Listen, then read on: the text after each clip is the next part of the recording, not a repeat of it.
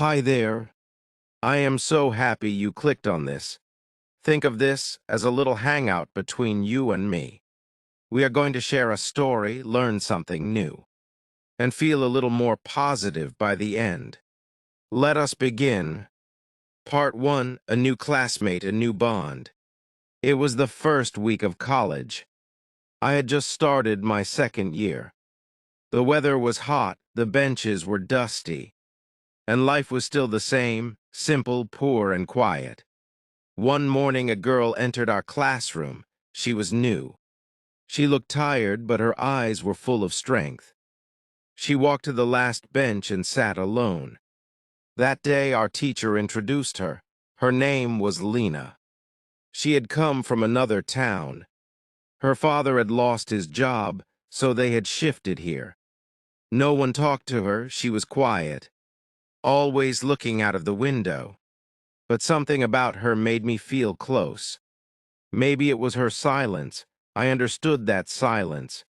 One day during lunch, I saw her sitting on the stairs, drinking only water. I went near and asked, "Did you forget your lunch?" She looked at me and smiled.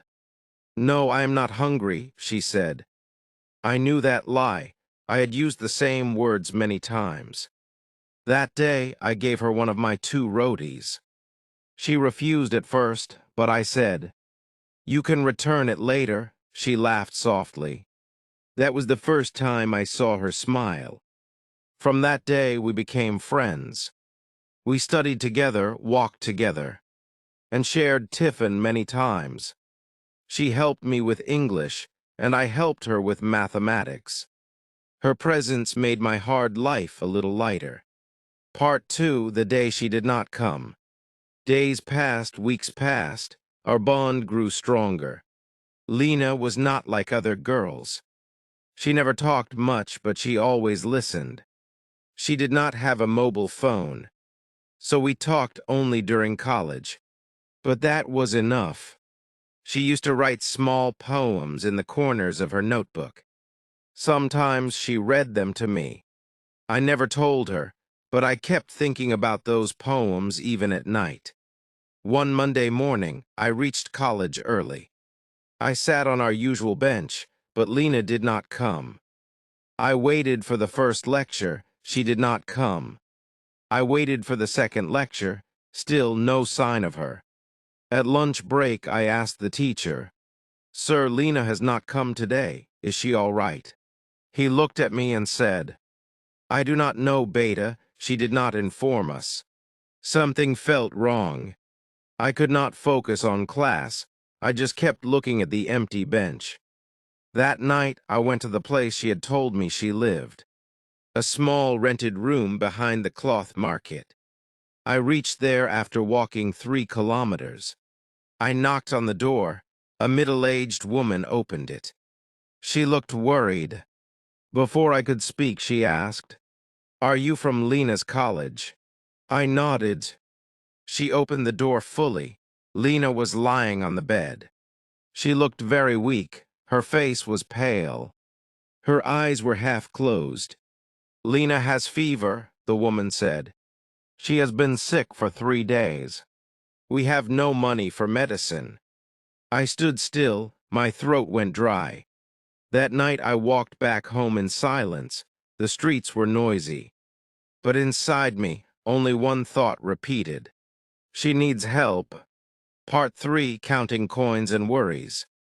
That night I could not sleep. I kept thinking of her weak face, her dry lips, her closed eyes. I wanted to help, but I had no money, not even rupee 100 in my pocket. I got up and opened my old steel box. That is where I kept all my savings, a few coins, a crumpled rupee 10 note, a torn bus ticket. I counted the coins again and again. It was not enough, not even close. The next morning I skipped breakfast. I carried my bag to college, but my mind was somewhere else. During the first lecture, I kept thinking, what can I do? After class, I walked to the library and looked at the shelf, where I had placed my books. Books I had bought slowly, with months of saving. Second-hand but special, I had underlined them, marked them, lived through them. I ran my fingers over their names. Biology, English grammar, physics practice set. Each book held my time, my hard work, my future. But right now, someone else's present mattered more. I took the books out of my bag, held them tight, and walked to the used book shop near the college gate. The shopkeeper was busy. I placed the books in front of him and softly said, "Uncle, I want to sell these." He looked at me, then at the books. "Why?" he asked. I did not answer. He flipped through the pages, saw my notes, then said, "I can give you rupee 350. I nodded. He gave me the money. I folded it carefully and walked straight to the nearest medical shop. That rupee 350 was the price of my books. Part 4, The Medicine and Her Tears. I walked into the medical shop. There were too many people, but my hands were shaking. I did not know the name of the medicine. I only had one thing, a small paper I had found near her bed, where someone had written the names. I showed it to the man at the counter. He looked at it, then looked at me. He asked all three, "It will cost rupee 340. I nodded. He packed the tablets, the syrup, and a strip of capsules in a small brown bag. I gave him all the money. There was nothing left in my pocket, not even a coin. But strangely, I did not feel poor. I felt strong. That evening, I walked back to her room. It was dark. The bulb outside the door was broken. I knocked. The same lady opened it. She was surprised to see me. Before she could speak, I handed her the medicines. She looked at me, her eyes wide, and said, "Beta, where did you get this?" I did not answer. I walked inside. Lena was still on the bed. Her face looked even weaker. But when she saw me, her eyes moved, very slowly. I sat beside her and placed the medicine pack near her pillow. She looked at it, then looked at me. A tear rolled down her cheek. She tried to speak, but could not.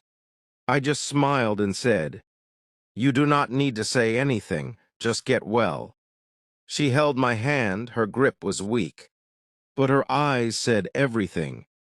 That moment I realized this was the most valuable thing I had ever done in my life. Part 5, Waiting for Her Smile. After giving her the medicine, I walked home in the dark. The road was empty, the streetlights flickered, my stomach was empty. I did not study that night. My books were gone, my room looked bare. The shelf that once held dreams was now just empty wood. I lay down on the floor and stared at the ceiling. It had cracks, but that night I did not notice them. I closed my eyes and saw only one thing. Her face, tired but thankful. For the next 2 days, I did not go to college. I did not feel like seeing others with their books when I had none. Instead, I worked extra at the tea stall to earn some money, to buy a used copy of at least one book. On the third day, just before sunset, I went to check on her. I stood at her door nervous. I knocked lightly. This time, Lena herself opened the door. She was standing, still weak, still pale, but better. She looked at me for a long second. Then she said, "You saved me." I looked down and replied, "You would have done the same."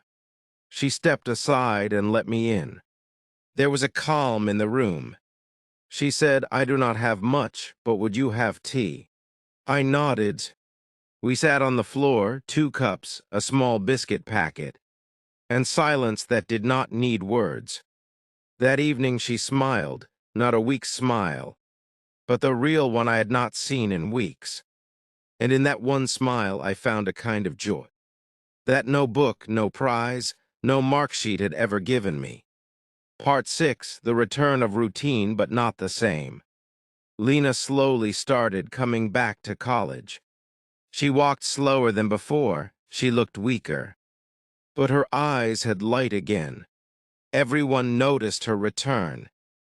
But no one knew what had happened in those days she was gone. Only we knew. She came to me after class and said, "You missed 2 lectures. I noted everything for you." She handed me her notebook. I looked at her and smiled. "You did not have to," I said. She replied, "You did not have to give away your books, but you did." We both laughed. It was soft, a little sad, but very real. I started collecting old papers and borrowing books from the library. She helped me study. Every evening, we sat together under a neem tree outside college. She read aloud and I solved questions. One evening while we studied, she looked at me and said, "Why did you not tell anyone? Why did you not ask someone else for help?" I stayed silent for a moment, then said, "Because I knew time was less. And I knew I had to do something. No one else would understand your silence like I did." She looked away, her eyes moist, and whispered, "I will never forget this." We sat quietly after that, no more words. Just the soft wind, the rustle of notebook pages, and a bond deeper than friendship. Part 7, a surprise in her bag. One afternoon after our last lecture, Lena said, "Wait here. I will be back in 5 minutes." I sat near the library steps, tired from the heat and a little hungry. After 10 minutes, she returned with a small plastic bag in her hand. She placed it in front of me and said, "Open it." I looked at her, then opened the bag. Inside, there was a second-hand copy of the physics practice set, the same book I had sold. My heart stopped for a second. I looked at her. "How?" I asked. She smiled and said, "I asked Uncle at the bookshop. He still had it. Your name was written inside. I saved from my lunch money for 2 weeks." I did not know what to say. I just looked at the book and felt a deep ache in my chest. She sat beside me and said, "You gave away something precious to help me. This is just a small part of what I owe you." I shook my head. "You do not owe me anything." But deep down I knew this moment would stay with me forever. Not because I got the book back, but because someone had thought about my pain and tried to return the love I had once given without asking. That evening we did not study. We just sat on the stairs, watching the sky turn orange. Part 8. The exam that tested more than knowledge. Final exams were near. Tension was growing in the classroom, on faces and inside hearts. Everyone was busy with books, notes, doubts, and last-minute revisions. I had only 2 books in my bag. The physics one she gave back, and an old notebook filled with my handwriting from lectures. Lena still came every day. She was better, but still weak. Some days she coughed, some days she looked pale. I told her, "You need rest," she replied after the exam. Not now. We sat under the neem tree every evening. I helped her with mathematics. She helped me revise English. One night I saw her fall asleep while reading. Her head rested on her open notebook. She looked tired but peaceful. I did not wake her. I just sat beside her, watching the sky above and the paper lamp in her room swaying with the fan. The next morning, the first exam began. She and I walked together to college. No words, just calm. We entered the exam hall. She sat 2 benches ahead. I prayed before opening my sheet, not for marks, not for rank. I just prayed, let both of us do well. That day the questions were hard. I wrote slowly, carefully. I glanced at Lena once. She was writing, but her hands were shaking. I wanted to get up and say, leave it. You need rest, but I did not, because I knew she wanted to fight, just like I had when I had nothing but a rented room and old dreams. She finished the paper, so did I. After the exam, she looked at me and said, I am tired. I nodded and said, I know. Part 9, the result and the goodbye. The exams were over. A strange silence filled the college. Benches looked empty, corridors looked longer. We still came sometimes, just to sit under the neem tree where it had all begun. One morning, the results were declared. I did not rush to the notice board. I stood far away and watched the crowd. Lena came running, paper in hand. Her face was shining. Her eyes were full of tears. I passed, she said. I passed everything. I smiled. Of course you did. She hugged me. It was the first time. I stood still not because I was shy, but because I was full. Full of something I had never felt before. I passed too, good marks, better than I had expected. But her joy meant more to me than any number on a sheet. That same evening, she said, I need to go back home. Back, I asked. Yes, my father is better. We are shifting again. I did not say anything for a while. Then I asked, when tomorrow? Just one word, and suddenly my chest felt heavy. We sat on the college steps for the last time. She gave me a small diary. Inside it was a note. You did not just give me medicine, you gave me strength. I wanted to say something, I could not. My throat was tight. She stood, looked at me for a long moment, then walked away. No promises, no big goodbyes, just silence. And 100 memories wrapped in a single step as she disappeared into the crowd. Part 10, the empty bench and the lesson that stayed. After she left, everything felt slower. The bench under the neem tree was still there, but the space beside me was always empty. Sometimes I sat there with her diary. I read her poems. Some were unfinished. Some had my name written in the corners, as if she was talking to me even after she had gone. I did not have a photo of her, not even one. But I did not need one. Her voice was still in my head. Her smile still lived in my memories. And her absence taught me the most powerful lesson: how love and sacrifice do not need words. I got a job later, a simple one, not big, but enough to help me rent a better room and buy books again. Still, I never forgot that physics book she returned, or the $350 I gave to save someone who had once just needed a smile and half a roti. Years passed, sometimes on cold evenings. I sit by my window and wonder, where is she? Is she writing poems? Is she still smiling at the little things? I do not know, but I do know that one act of kindness can change 2 lives. The one you help and your own. I still walk past the bookshop where I once sold my books. I smile every time I see students buying their first copy, because I know how much a book can cost, and how much a heart can give.